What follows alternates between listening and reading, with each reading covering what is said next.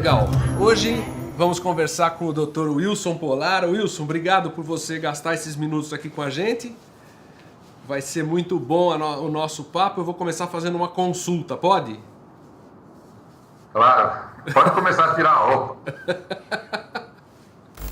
Por que tem brilhantes executivos que acham o caminho, têm insights, ideias, e tem outros brilhantes executivos que não acham o caminho, não têm insight e as empresas afundam?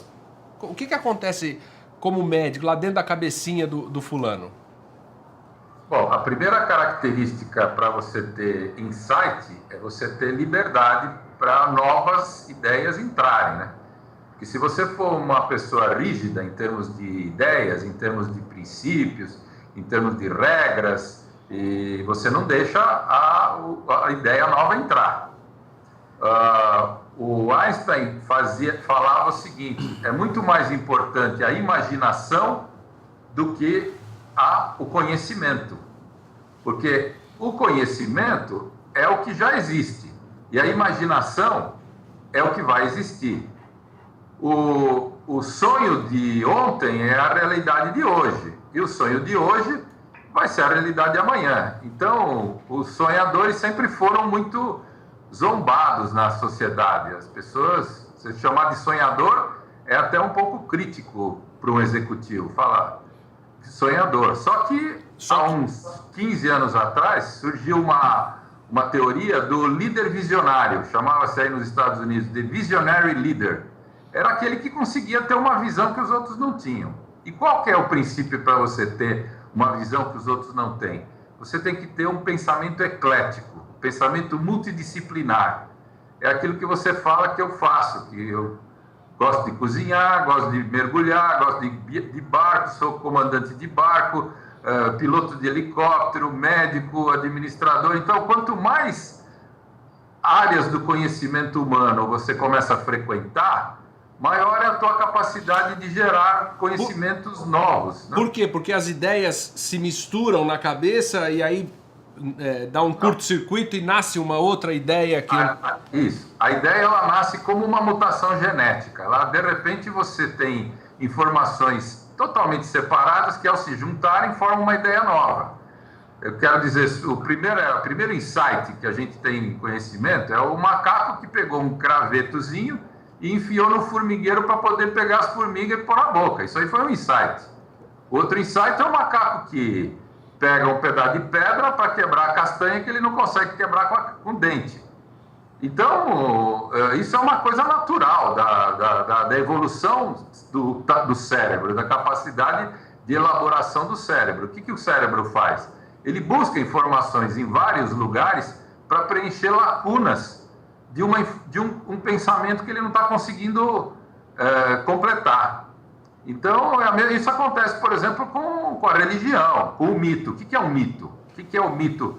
É uma ideia nova, é um insight. Alguém imaginou, não, nós viemos de uma grande... O mundo é uma grande tartaruga, como existem algumas ilhas no Pacífico que as pessoas acham que o mundo é uma tartaruga. Por quê? Porque ele conhece a tartaruga, ele vê o casco da tartaruga, vê que o casco é arredondado, vê que a terra é arredondada, ele acha que aquilo é a tartaruga. Então, você não tem um deus jacaré na Noruega, mas você tem um deus jacaré no Egito.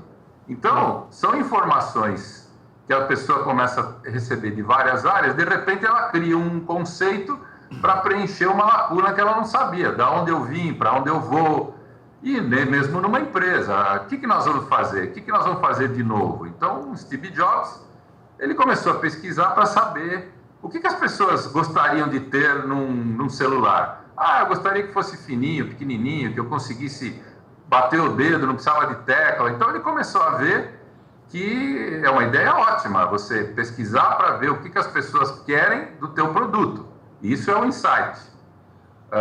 O insight, às vezes, ele cai dentro de um território fértil. Então, se uma mutação genética ela é favorável, por exemplo, o lugar é frio e de repente nasce um bicho peludo, ele vai dar certo, vai progredir, vai nascer. Se nasce um bicho peludo nos trópicos, ele não tem jeito de evoluir ali, ele vai morrer. Você, Também por coisas ideias. Você se referiu ao terreno fértil agora e no começo da sua fala você falou de liberdade, né? Terreno fértil e liberdade são conectados, é isso que você quer dizer? Não. As pessoas você têm pode que... ter uma ideia, você pode ter ideias novas, mas a sua empresa é uma empresa tão tradicional, tão rígida, que não permite que a sua ideia prolifere. A sua ideia não vai proliferar na empresa se você não permitir Você mudança. sabe, Wilson, eu vejo isso agora, eu tenho em vários encontros, em vários seminários que eu tenho feito, eu tenho visto esse conflito entre os jovens dentro de uma empresa e a gestão mais alta da empresa, que são pessoas na faixa dos 50, 60 anos. E esse conflito é tão forte, por quê? Porque o jovem não aceita mais essa hierarquia e não aceita mais a ideia de obedecer cegamente. Ele quer cooperar, ele quer conversar e ele busca essa liberdade que você se refere para falar o que ele quiser e para dar a ideia dele. E quando quem está na mais alta estrutura não está aberto a ouvir e não dá liberdade para que o cara coloque a ideia dele, o jovem coloque, a gente começa a distanciar essas pessoas. E isso cria problemas terríveis para que a empresa consiga avançar. É mais ou menos o que você está explicando cientificamente. Não, exatamente. O que eu acho? Eu acho que no passado as mudanças sociais eram tão lentas que uma geração não conseguia, não tinha sensibilidade das mudanças.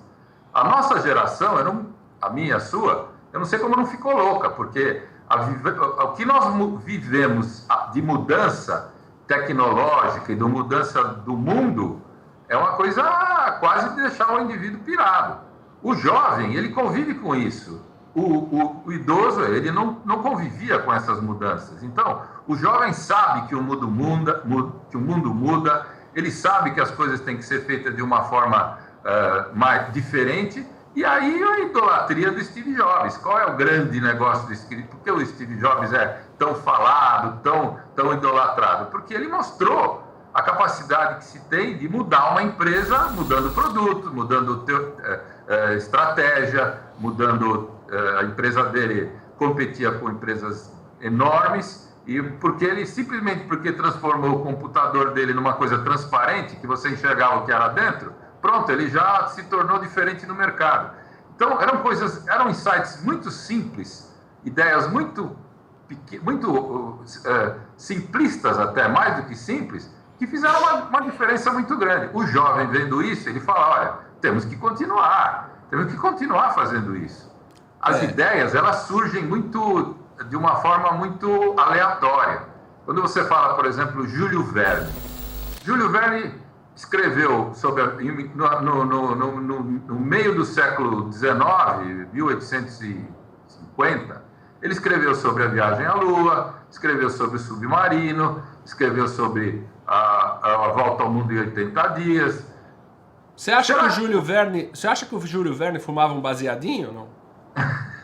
Parece, né? Porque ele teve ideias.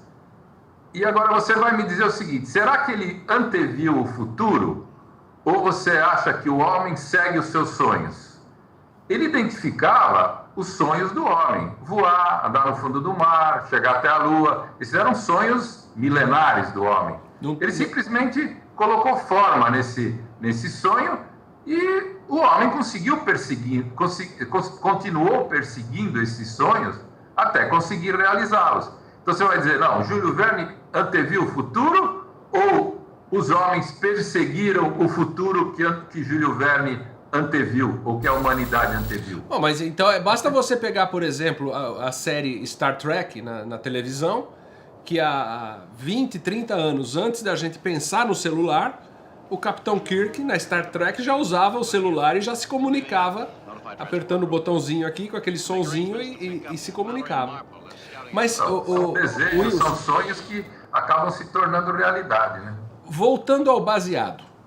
O Steve Jobs disse que o Bill Gates não é melhor, ou não foi melhor, porque nunca usou ácido ou fumou uma maconha, etc. O que você acha disso? A criatividade tem a ver com isso? Não, na realidade, a droga, o álcool, o que faz? A droga e o álcool inibe as funções cerebrais. As funções cerebrais mais superiores são as inibições. Então, o álcool começa a inibir as inibições.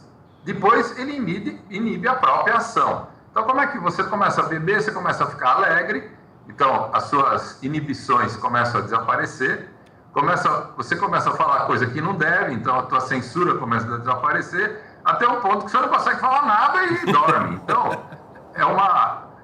Então o segredo está em parar na hora certa? O segredo está no limite ali? Isso, é isso aí. Você pega, por exemplo, um indivíduo que fuma um baseado e fica com a mente... Muitos artistas dizem que o baseado aumenta a criatividade. Por quê? Porque liberta o cérebro das amarras que ele tem, dos padrões que o cérebro está submetido. Você tem padrões culturais, padrões morais, padrões éticos, e todos esses padrões começam a desaparecer à medida que a droga começa a inibir essa regulação do comportamento humano. Então, o álcool, o primeiro ponto o primeiro início do álcool e da droga é inibir a regulação do comportamento. À medida que você inibe a regulação do comportamento, você permite novas ideias que você não teria surgirem, aflorarem. Então, isso é verdade. A droga e por exemplo, você vê o Vinícius de Moraes, a ideia que a gente tem, a imagem que a gente tem é ele com um copo de uísque na mão. Então, e morreu de cirrose por alcoolismo. Então, você vai dizer, não, mas ele era um bêbado. Não era um bêbado, porque ele produzia coisas maravilhosas. Então, você entendeu? É tudo uma questão de droga, o nome já está falando. Todos os remédios são drogas. Não é uma questão de dose. Tudo é uma questão de dose. Ou seja, tem o limite, você passa da criatividade para a autodestruição. É isso? Exatamente.